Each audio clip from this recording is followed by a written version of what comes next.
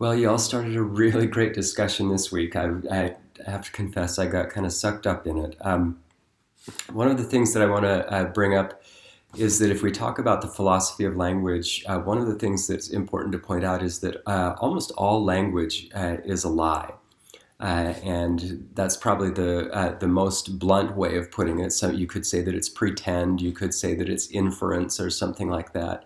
But all of language is based on the idea of making something that is not the other thing stand in place of it. And so even something like onomatopoeia, where the sound of the word is close to the thing that you're trying to mimic, like splash or boom or something like that, it's still these sounds being put in place of the actual thing. So no matter what you do with language, you're kind of starting from lying.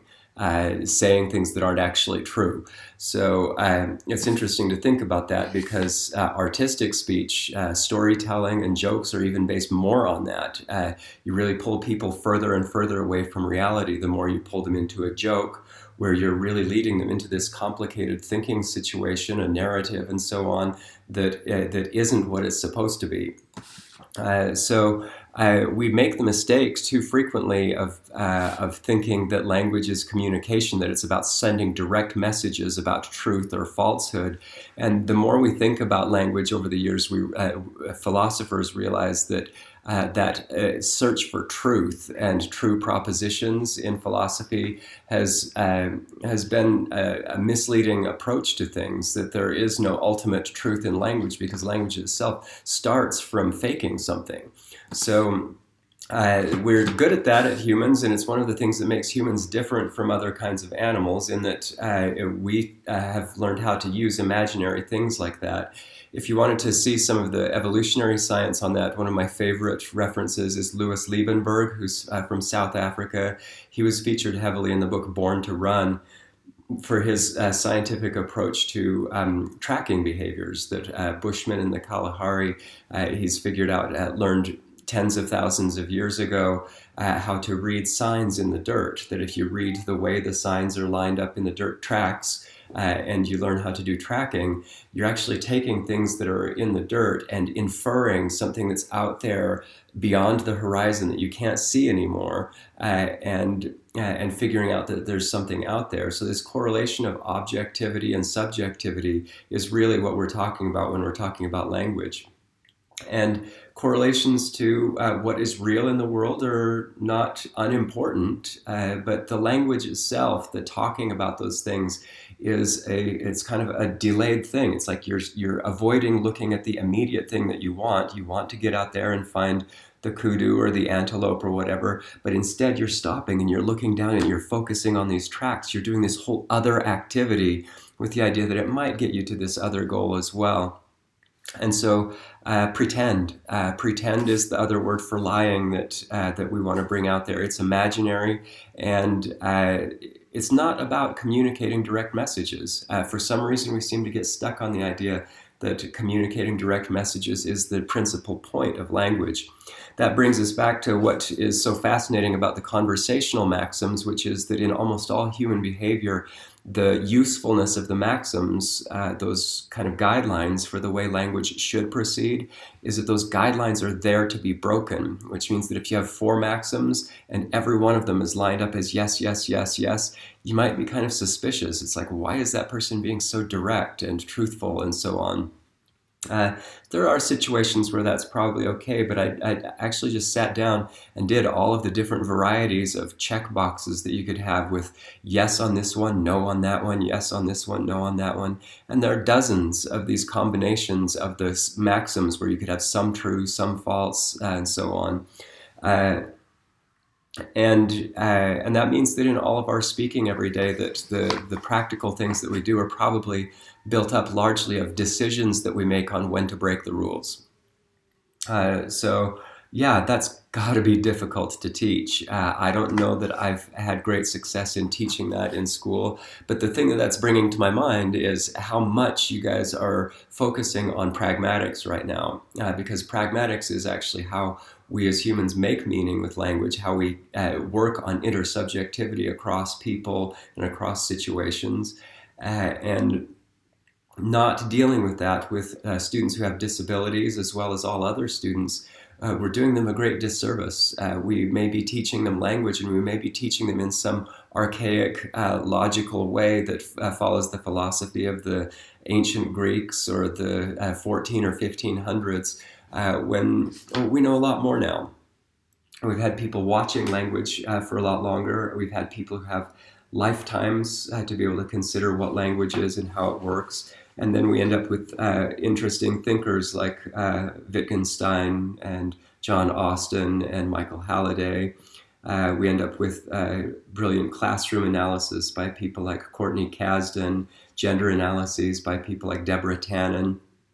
And we end up getting a lot more in depth about how language actually works. Let's see. So facts and evidence are a couple of things that came up, and this has been fascinating to me over the past year or so to listen to people talking about fake news and real news, facts, evidence, and so on.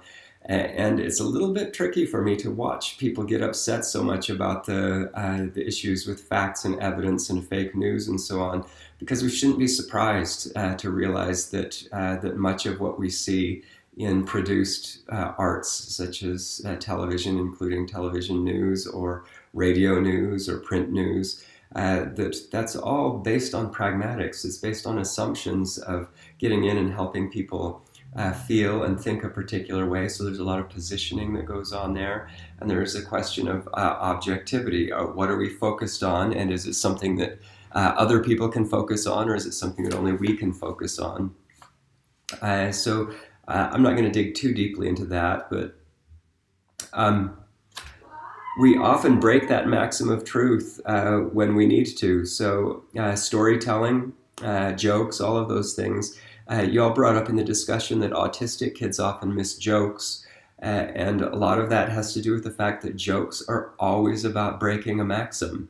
There's always something that's normal about speech that you're supposed to be walking up to, and when you're doing a joke, you're breaking that maxim. So the rules are not applying there. So the expectations about language, those maxims of speech, are a backdrop for variations of breaking the rules.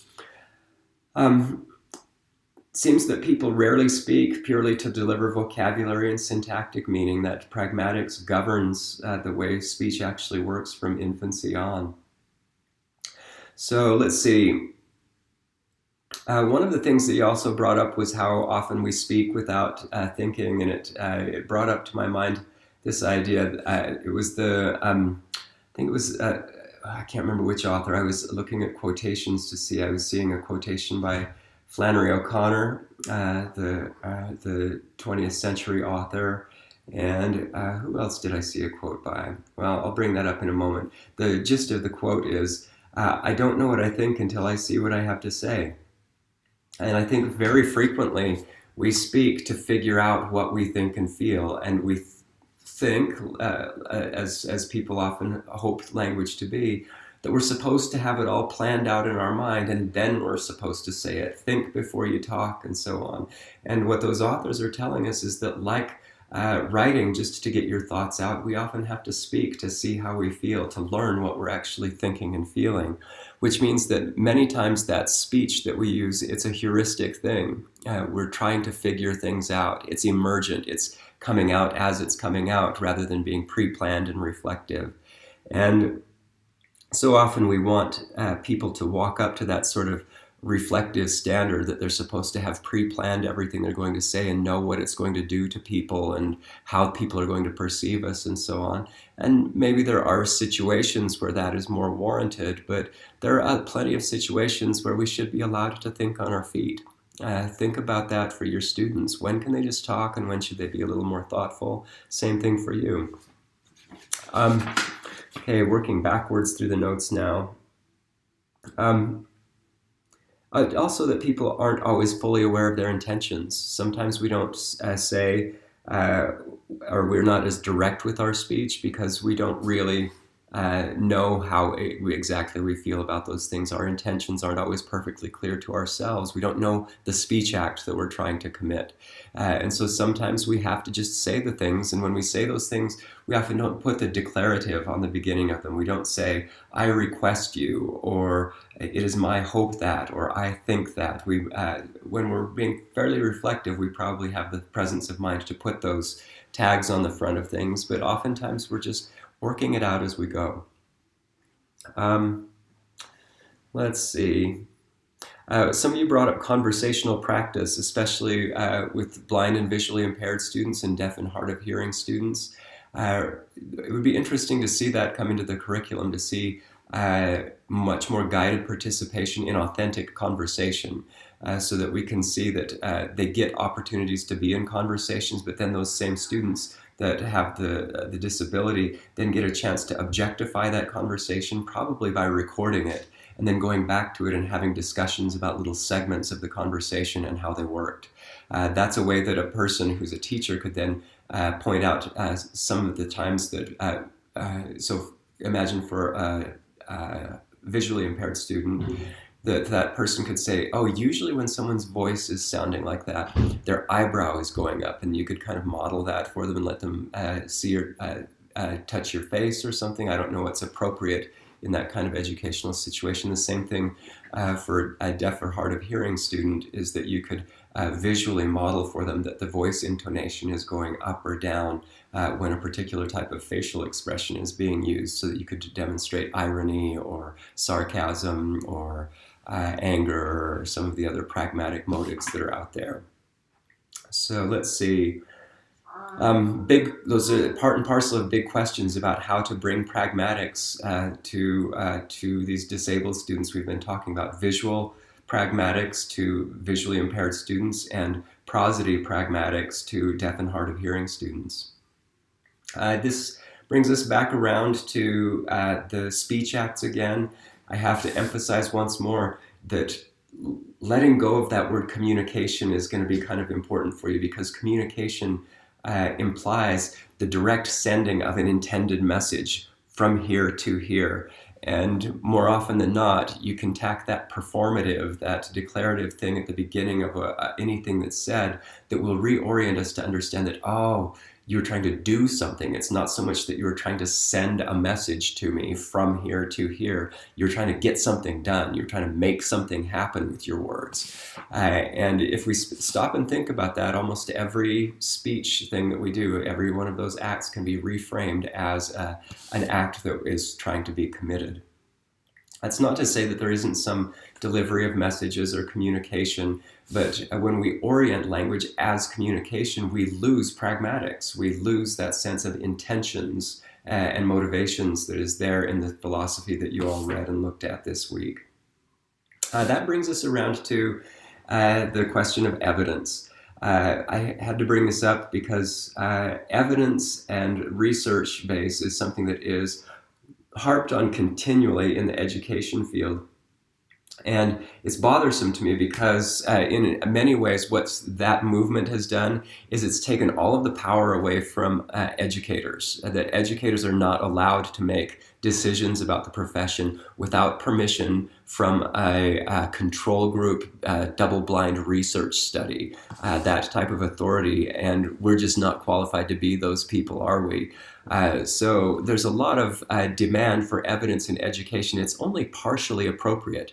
I like following the results of a very good research study because sometimes our intuitions, just our human nature in how we interpret what should and shouldn't work in an educational setting is wrong, because the way people behave, psychology and so on, not all of it is readily available to us. So I like a good research study. But the demand for evidence in education in this decade, in the past 3 decades, is absolutely ridiculous. An example of that is the push for standards-based education. The push for standards-based education and accountability through testing. We've seen over and over again that the results of the types of testing that we do actually have the opposite results of what we intend. And also, did you realize that there is no research behind standards-based education? There's no sense out there, nothing to prove for us in terms of actual research that standards-based education is better than education that doesn't have standards behind it. So you have all of these people that have been pushing that you as teachers aren't good enough, that you need these standards, you need people telling you what to do constantly. There's no evidence showing that that's better than what we had before, especially in the field of literacy. If we look at the standardized test scores across the past 40 years, in literacy they've been mostly flat. In a field like mathematics, standards-based education may have had a fairly good impact, but in the language arts, not at all. So the people who push standards-based education are pushing it because of a philosophical or political approach to things, an agenda that they have, and they don't have to walk up to that same standard of research, but they get to tell you that you have to. It's so ironic. So I'd like you to think about that. The demand for evidence in education is partly appropriate, but it's partly wildly inappropriate. And one of the many reasons that teachers are not staying in the field right now are those ironies that are creating all sorts of silly busy work for us as teachers. So I'm going to stop there. Language is a lie. What about that? All right, bye.